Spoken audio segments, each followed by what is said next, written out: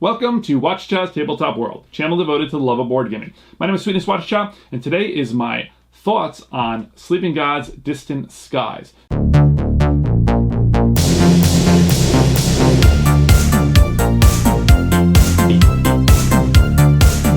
Okay, so this is my thoughts, but this is just my first impressions. I have not played an entire campaign. It's about 15 hours, but I thought I'd give my first impressions on how I'm feeling about the game so far. Now, invariably, I'm going to be giving a lot of thoughts on its comparisons to the first game, which is just simply titled Sleeping Gods.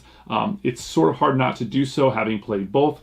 I did complete a campaign of the first game, but I think that's kind of valuable because if you've never played either, it gives you a little bit of an opportunity to find out which game is for you, because both games are very, very similar. They scratch a similar itch, and each game has its strengths and weaknesses. Now, I'll keep it a little short as well because I can't go into any spoilers and no story spoilers or anything like that. I'm just going to give you my basic thoughts of the game system itself. Now, firstly, one big difference in the two games is one thing is that you have this plane, and I originally thought like the ship idea worked very well in the original game. You're moving your ship around and you're able to go to different, to dock at different areas and check out various points of interest. In this game, you have a plane. I thought, how is that going to work? Because you have to land the plane and stuff, but it actually provides a very interesting little puzzle. It's one of the few areas in this game that it's almost a little more complicated, and much of this game seems more streamlined than the other. And in this way, this game has this plane, but I like the idea that you venture away from the plane, and you have the ability with your pilot Eugene to fly the plane to you, and it kind of constrains the way that you can travel around, so you can't just go everywhere you want to very, very easily with the plane. So I really like the fact that it's this extra little puzzle of like, well, I can fly from the plane here, or I can have him pilot it to me. It's another little way that you can actually get a free action save a little bit of time, having them fly it for you, Eugene fly it for you. So I really kind of actually ended up liking it quite a bit. It has a similar feel to it, the time period and stuff like that. So I actually kind of like the setting of it. It's interesting, and it feels enough like the other one. I mean, the overarching story is very, very similar, and I quite like. I quite like the way it's set up. So it's very interesting, this whole system, because it's one of the most trade-off, like makes me the most aware of the term trade-off, right? Like in any other game, really. I mean, not just these two together, but because it does a lot of things. I mean, this game does a lot. It has a very big scope, but it's actually quite simple. It's very approachable to learn. It's not that difficult. However, it does a lot. It does a lot of things. Like it's an exploration game. You're powering up your characters. You're moving around, but you're chasing down these kind of like these little tunnels of story that you're going on, these little adventures and things, but you're not doing any of it a lot, right? The trade-off is there's a lot to the game. It's a very big in scope, but you don't have a lot of choice, right? Like there's a mechanism side of it, powering up your characters and things, and fighting, doing combat and stuff, but you don't have a lot of ability to do that. So this game is like sandbox comes to mind. This game is a very big sandbox game in terms of you can go anywhere you want to, which is really fascinating. It's very, very cool. It's such a huge map, and there's a very clever way they make this possible that I can't really go into for spoilers' sake, but it's a very interesting design. If you're interested in board gaming, design, this is a must play for sure. It is pretty singular. Now, Ryan Lockett has a lot of games in this vein, but this style of this open world sandbox game is very interesting. But that sandbox element is only really in the story because you can travel around, and of course in that exploration, but it's very limited when you power up your characters in the combat and stuff like that. You are very limited to what you can do. So it's just a taste. And that's kind of a trade-off, right? The story itself, you have choices, but most of the time you're like, well, I like the idea of this better, but a lot of times it's just a choice of it's one test versus the other, and of course you're going to usually go with whatever test you have a stronger possibility of succeeding at. Of course, there's some little indications here, but a lot of times you're in the dark about what you're doing. You're not quite sure what the best thing is to do. So again, that's a trade-off. You have this ability to do kind of anything you want to, which is really, really cool, but your options are also very, very limited. It's a weird game because I always think when I played the first one and I played this one, I'm like, boy, I can't really do what I want to do here, but I can do everything. I can do nothing, but I can do a lot. It's a very weird mind. It really messes with your mind because you have all these options, and at the same time, you have very few options. It's a very strange little cookie, this thing. But it's a tasty cookie. It's very good. It's a very enjoyable game to play.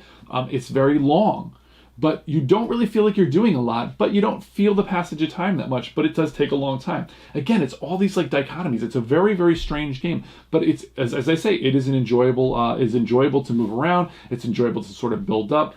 You finish a campaign, of course, with the first one. I haven't finished the campaign with this, and you do want to play another. Now, speaking of trade-offs, these two games, the sequels, Distant Sky and the original, they do have a lot of trade-offs. There's a lot of fiddliness and a lot of streamlining, fiddliness that has been removed. A lot of streamlining has occurred in this game. So you lose certain things.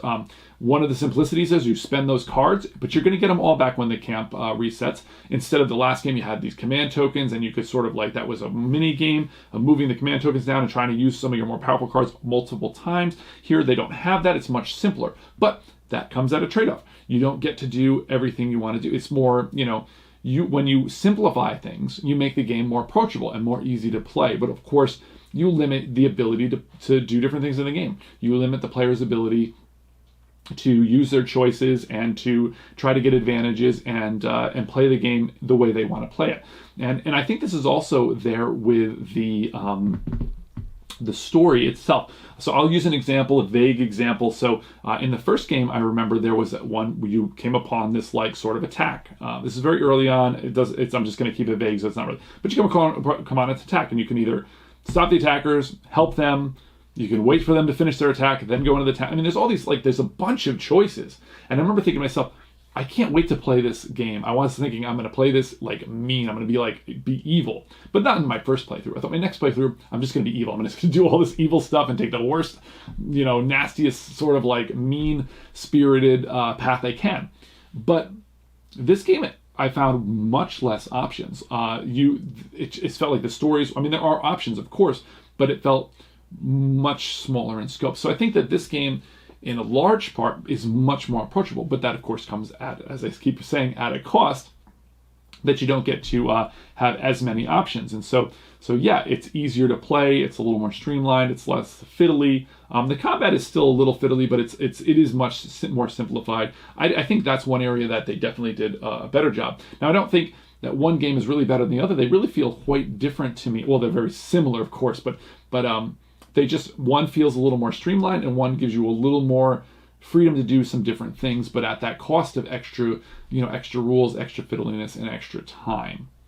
Now, I do want to spend one more moment here and just talk about the storytelling. Of course, that's the root of this entire game, and I really do enjoy it. I think it's good. It's not overly lengthy. It's just enough to kind of keep things going, and it's a very well written, and I think you can kind of make voices and things like that, and really kind of ham things up if you like in your group. So it is very well written, and it really needs to be, as that's really the core of the game. Now, it is a very long game. As I mentioned, it could be like 15 hours, and you can break that up. It's pretty easy to save it. It has a little sheet to save it. You could just take a picture and kind of stack the pieces, in a way that makes sense to you, so you can unbox it later. There's not a lot of information to keep track of. The health is really the only thing that you need to write down. You could sandwich the cards in between each of the player boards. I will mention that the only thing about, I didn't talk about the art and components. I usually do.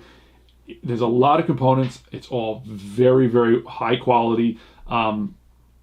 And the art looks gorgeous. It's a gorgeous production. It is an absolutely stellar production for sure. But one little thing that I do not like in the game, again, I cannot say enough great things about the production and the art and everything like that, and the approachability and the iconography. Everything's very clean. But the health tokens, like very easy to knock into. And we're in this age where all the every game we get now has like these little insets, so your piece stays in there real nice.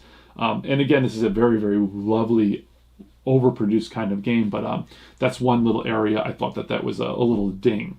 But getting back to the length of the game, so yeah, it doesn't. It's daunting in some ways, but it's kind of cool in others. And of course, in that trade-off sense, like you're not building up like if you play like a video game and you're like, wow, I'm really, really powerful compared to when I started in the original, in the first level or whatever. You don't have quite that sense because the stories, they're all like little bite sized. They're like travel sized. They're not building each of the little stories isn't. So you're kind of like they're just little morsels. There is an overarching story, but it doesn't feel as much like you're building.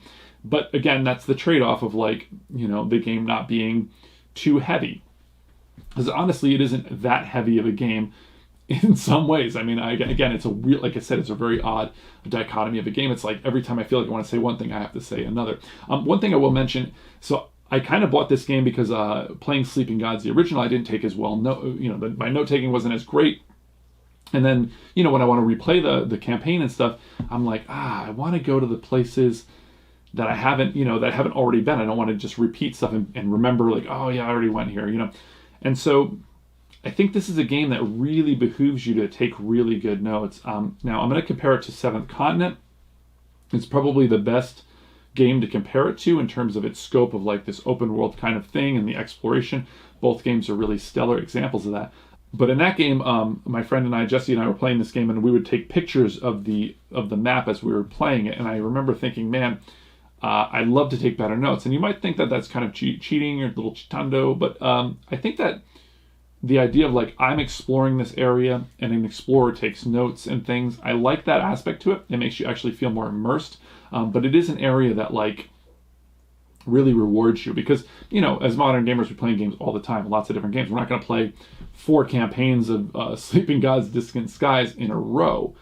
So you're going to have a lot of space in between. And as I get older, my memory is not as good as it was. And that's saying, Anyway, the point is, take very good notes, and that's my new mantra, so that I can really enjoy playing these games a lot more and get a lot more out of them. Because I feel like if I don't take good notes, then it might sit on the shelf, and I might not return for those additional campaigns. So this is my sort of my one run with Sleeping Gods, and I thought, this is the time to do it right with Distant Skies, and then Seventh Citadel's coming out for Seventh Continent as a similar kind of thing. But in general, I might do a video sometime, a way to take better notes and be able to get more out of these exploration games and really feel like an adventurer, like you're going in and you're documenting things like any good explorer would do.